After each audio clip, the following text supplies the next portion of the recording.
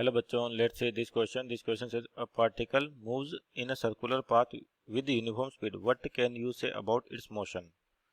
तो देखिए आपके पास यहाँ पर क्या रखा है, पार्टिकल का पाथ दे रखा है, किस तरीके से है, सर्कुलर पाथ है और यूनिफॉर्म स्पीड से। तो उसके मोशन के बारे में आपको बताना कि क्या होगा। तो यहाँ पर की कॉन्सेप्ट देखें, की कॉन्सेप्ट।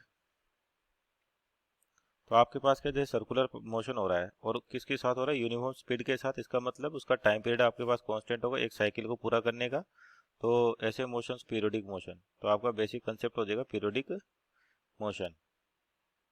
पीरियोडिक मोशन का मतलब पार्टिकल अपने मेन पाथ को फिक्स इंटरवल ऑफ टाइम के बाद क्या करता है, रिपीट करता है। तो यहाँ पर जैसे समझे कि मान लीजिए आपके पास कोई पार्टिकल सर्कुलर मोशन कर रहा है इस प्रकार से,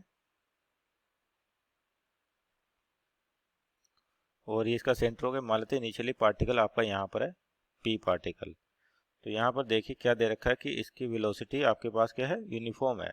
मीन्स वेलोसिटी का जो मैग्नीट्यूड है वो आपके पास कांस्टेंट है।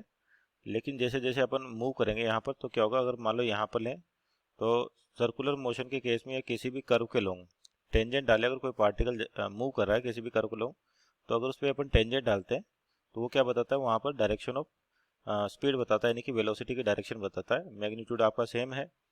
तो इसका क्या मतलब निकला कि पार्टिकल की स्पीड का पार्टिकल की वेलोसिटी का मैग्नीट्यूड तो क्या है, कांस्टेंट है, लेकिन डायरेक्शन क्या हो रही है, कंटिन्यूस बदल रही है। अब यहाँ पर देखें कि जब भी सर्कुलर मोशन होता है आपके पास, तो एक फोर्स लगती है सेंट्रीपिटल फोर्स, जो किधर लगती है, toward the centre of earth, toward the centre of body कह सकते हैं अपन।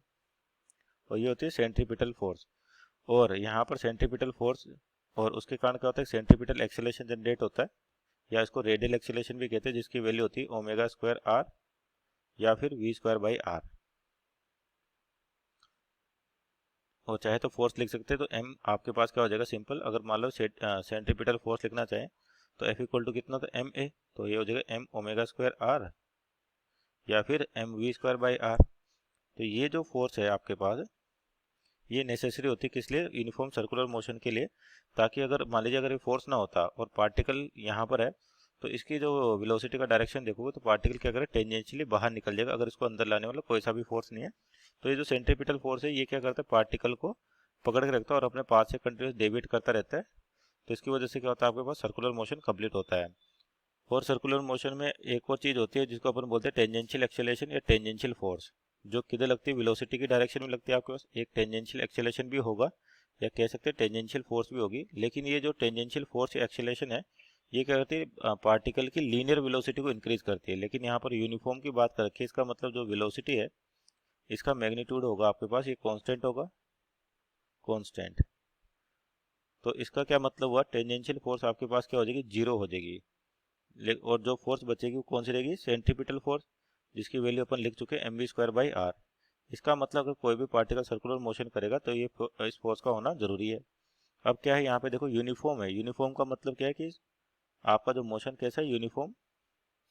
इसका मतलब एक साइकिल को मान लीजिए जैसे स्टार्टिंग पॉइंट है, वापस इस पॉइंट पर आने पर इसको कितना टाइम लगेगा, टाइम पीरियड, जिसे अपन क्या कहते हैं, टाइम पीरियड।